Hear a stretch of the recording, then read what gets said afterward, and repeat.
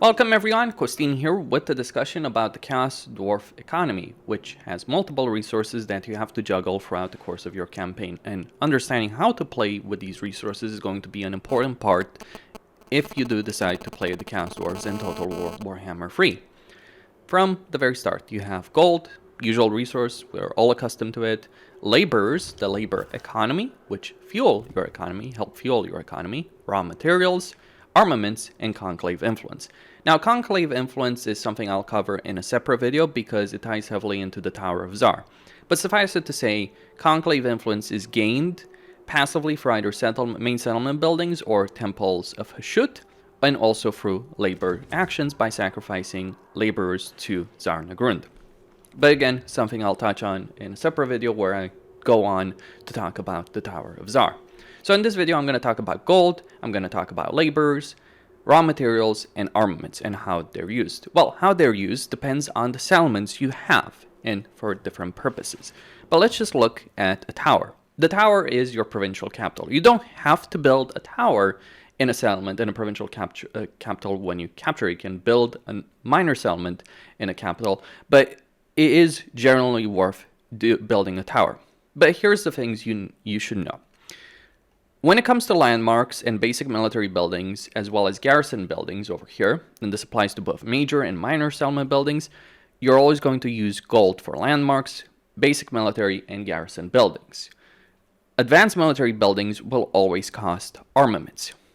The infrastructure buildings will depend on the type of settlement you have. So towers use raw materials to construct buildings, be it a main settlement building or all the infrastructure buildings here. Outposts produce those raw materials, so their infrastructure buildings don't require raw materials, they instead require gold. Quite a bit of gold, actually. And then factories require the raw materials that are produced from outposts in order to function in their infrastructure projects. Over here, let's say I cancel this particular building, it's 1,500 raw materials. And they are also using those raw materials to continue to operate. So effectively, here's how it works. From battles, you gain laborers. You'll always gain laborers from battle. You'll always gain laborers when you're occupying a settlement. You can gain more by sacking a settlement or razing it to the ground, but you'll always gain laborers. That's the basic gist of it. Laborers are assigned to provinces through the labor economy. You can decide to prevent new intake of laborers or allow it. Now, generally spreading your laborers around is the smart idea. The reason it's a smart idea is if you concentrate too many laborers in a province, you're going to get a major control issue. So the more laborers you have in a particular province, the more your control is going to go down. So in this particular province of the Howling Waste, my starting province, I have a minus 12 to control because I have so many laborers, 1,200 laborers over here in this particular province. So spreading them around is the smart idea. Also, you can use laborers not just to power the buildings, but you can also use them to either get influence, gold, or control for 5 turns. You're almost never going to face rebellions playing as the Chaos Dwarves because you do have this labor action, so you can always sacrifice laborers to improve your control.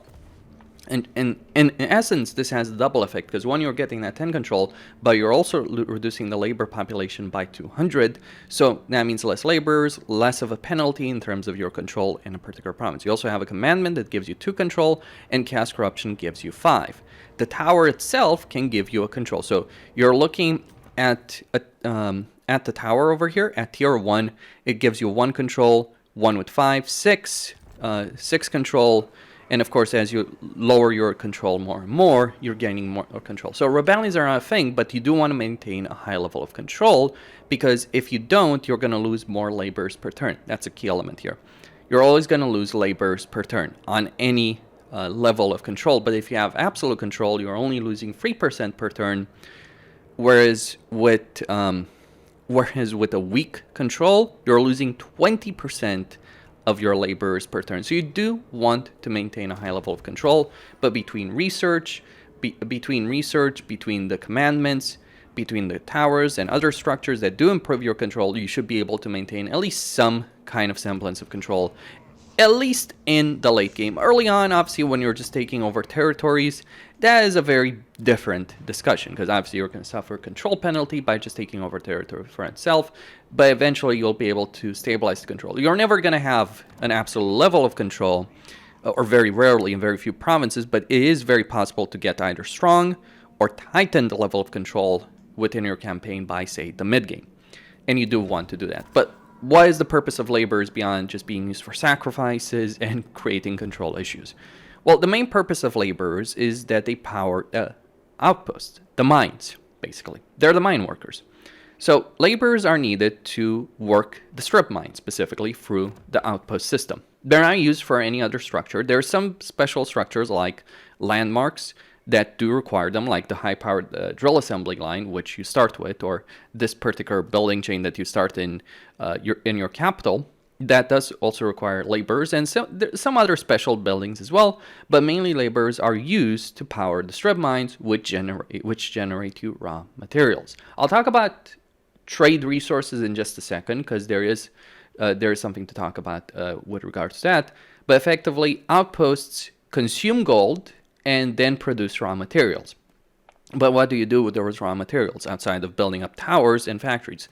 Well, you maintain those factories. You don't need them to maintain the towers, but you need them to maintain the factory production. So if you don't have laborers, the strip mines don't work. If you don't have materials from those strip mines, your factories won't work. And here's what factories do. Factories produce armaments. That's their main purpose, but that's also not the only thing. They also produce your main income, because a factory at tier 1, gold panners, all the way into the gold refinery, starts at 300 income and goes all the way to 750. That is the main way to generate gold in a campaign as the Chaos Dwarfs, because the buildings, the money pit from the outpost only goes up to a mere 250, though you can increase it by 50 to 300, but that's not great. And the Black Fortress itself can generate quite a bit of income, but suffice it to say, your main source of gold in your campaign is going to be through the gold refinery chain. But you need a certain amount of materials per turn in order to keep those factories going, in order to keep the refineries going and the armament assembly line going. This also, the requirement of workers can be also, or materials can also be applied to certain landmarks. So for instance, the high-powered drill assembly line produces raw materials, also produces armaments, but you do need a certain amount of workers to keep it going. If this is where you get into labor efficiency, and that's how it all ties together. So materials are used for constructing quite a lot of buildings and factories and in your towers. What are armaments used for? The end product, if you will.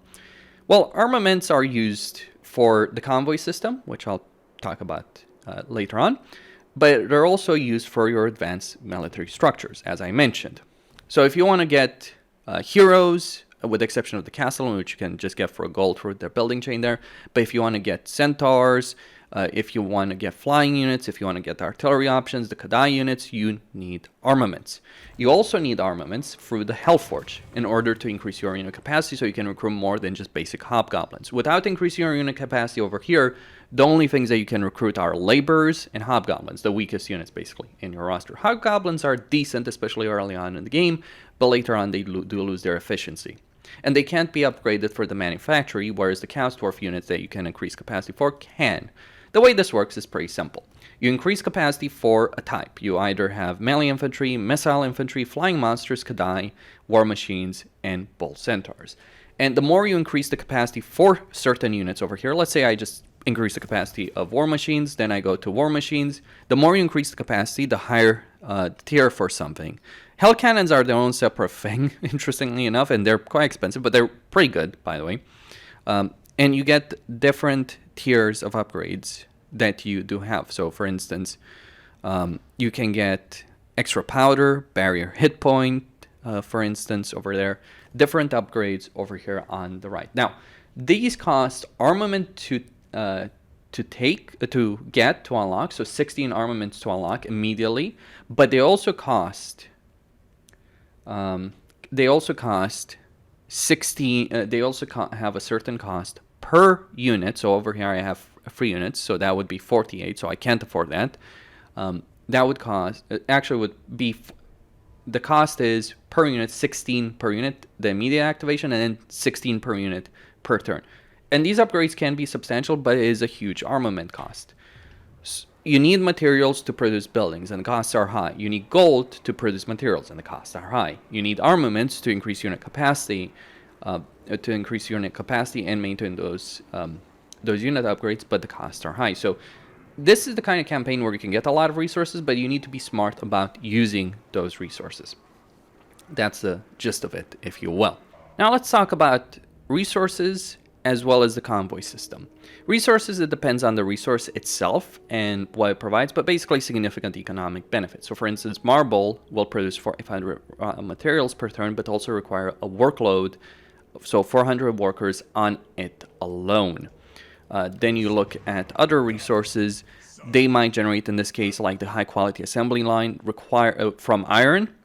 Requires you to have 1,500 raw materials, but it produces 250 armaments, but it does consume raw materials per turn. That's kind of the thing you're going to see with these kind of resources. They're going to consume raw materials if they generate a significant economic benefit, or they're going to consume workers.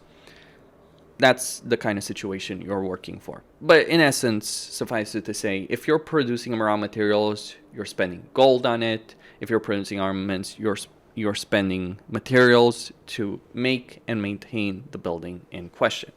Now, how do convoys factor into this? Well, convoys work like this. Every convoy starts at the Chaos Dwarf capital. Not your capital, the Chaos Dwarf capital. And you can send them on various missions. Typically speaking, it works like this. Gold can be spent to gain either laborers or raw materials. Armaments can be spent to either get labor or gold. Those are your choices, the 4 choices when it comes to these actions. You can't spend armaments to get materials. You can't get armaments because you're the ones that are producing the armaments on a global scale. That's what the Chaos Dwarfs are known for. So gold for laborers or raw materials, armaments, the end product of those raw materials, can be spent for either laborers or gold. Now, what you should trade for depends on the priority of your campaign. But how should you build your empire? How should you build a province even to begin with? Well, what I found is that specializing a province for raw materials, at least, is not necessarily a great idea. There's a couple of reasons behind this. One, it's very costly. The building cost in terms of gold also being used for unit recruitment, is very high. Like an outpost over here, let me just move to a province here that has a lower tier outpost. If I go into the building browser over here in Black Fang, the outpost at tier 3 is 5,000, and that's just the outpost itself. This is not generating anything. You need the strip mine. The strip mine is 4,000 itself. Now, paying that kind of price pretty early in your campaign is very significant, especially when you have to maintain armies. Gold is used for armies, right? For unit recruitment. I didn't really talk about it because this is what we all use it for. You use it to recruit units. You use it to maintain units. You have the additional cost if you get unit upgrades. Those upgrades will cease to work, basically, if you run out of armaments. That's what you need to know with respect to that. I believe that's the case. I don't think you take attrition if you run I don't think you take attrition if you run out of armament production, but I think at least that's what I think on the situation. I have never been in that situation in my campaign to be able to tell you, but that's because I've been fairly careful with respect to that. So you shouldn't build mine shafts in every settlement you take. You shouldn't do it in the early campaign. Instead, you want to diversify from very early on. You always want to build a tower as a provincial capital. Makes sense. The reason is the tower will give you that corruption, that sweet corruption benefit, which is going to be better than what you're going to get from a settlement. So it's going to be double that. So 2 corruption versus 1. It's going to give you the control benefit. It's going to generate more conclave influence. It's going to increase your research rate. That's not too important, I'd argue. It's also going to increase your local recruitment capacity. So a tower as a capital is useful, even if you're not really going to use it all that much, even if it's just going to be sitting there at tier 1 for a while, but it's useful because you also get a fairly cheap in terms of material costs, economic building that gives you 250 income. And that when you upgrade it, it's not significant in terms of the material cost. It can also help you with your control and of course later on increase your hero capacity. So towers are always worth building. But let's say you have a province of free settlements. Generally speaking, early on, you should always get a mine and then also get a factory in such a province. If you have a province with 2 settlements, get the tower, get the mine maybe, or a factory, dependent on your overall campaign situation. I would rarely, if ever, get more than 2 mines in a particular province. Over here, for instance, I would maybe get 2 mines, or maybe get 1 mine and 2 factories. Depends on your production of armaments versus the materials. Like, obviously you need a certain amount of materials produced every single turn, but keep in mind your gold income as well. So you have to balance it out. But usually speaking, when I'm taking over a province, like say 4 regions, because in Realms of Chaos you have that choice, you do have starting positions with 4 regions in them, I probably build 2 factories there, but it's a significant cost. I would never build 3 factories in a province like that. And there's an argument to be made that you might benefit from building 2 factories as opposed to 2 mines. So keep in mind in the very early game, that's not especially viable because you just won't have the raw material. So while you will spend a lot of gold early on to get those working, is a better decision than getting factories that will just be sitting idly by and will be consuming resources that you need to just construct buildings in general. But you do want factories. The end goal of your empire is to get as many towers and as many factories as possible. Build as few mines as you need, maybe a few more early on, less and less as you progress through the campaign, and eventually as you're building, as you're expanding across the world, you'll end up in situations where you just build factories flat out and you no longer go for raw resources at all in certain provinces because your income, like over here I'm getting 2,000 raw materials per turn. I can afford multiple factories. I can afford the entire provinces just focused on factories because factories are gold. Gold is units, means more armies, more troops, and factories are also armaments, so better unit capacity, better unit stats in battle. So basically, raw materials are the lowest priority, not necessarily lowest priority, I don't think that's necessarily appropriate to say, but they're the least important. You just build what is necessary. I say about 2,000, 3,000 per turn is a really good situation to have with materials. Everything else should be spent on factories and towers and get as many of those as possible. Bear in mind, Chaos Dwarfs have a very long construction time for their buildings, so you shouldn't be panicked about having to spend a lot of materials per turn, because chances are you're not going to be spending a lot of materials every single turn. Very rarely will you, if you're planning your empire properly, will you end up in a situation where you don't have the resources to build something. It does happen at a higher level, but effectively you only want to have as many resources as you need, about 2,000 plus per turn, 3,000 let's say, maybe 4,000 in like the mid game, late game. Early on, pretty important to get materials, but later on it's more important to get armaments and to get the gold. And also to get as many towers as possible for conclave influence. That is my personal perspective. Keep in mind, every outpost that you build that produces raw materials is requiring a certain number of workers. If you just go crazy on building outposts, those outposts, like if I were to put 2 outposts here, I would need a lot more workers to maintain this, right? I would double I would double the worker output in the Desolation of Asgore over here from 400 to 800, and that of course would be affecting my public order. So you do want to balance things out. You have to be considerate, okay, how many outposts do I want to build in a province and how much is that going to affect my control? Because factories don't affect your control in any way. And that's what you should know when you're dealing with the Chaos Dwarfs and their economy. Christine here, signing out. Don't forget to subscribe, like, and enable notifications, and stay tuned for more.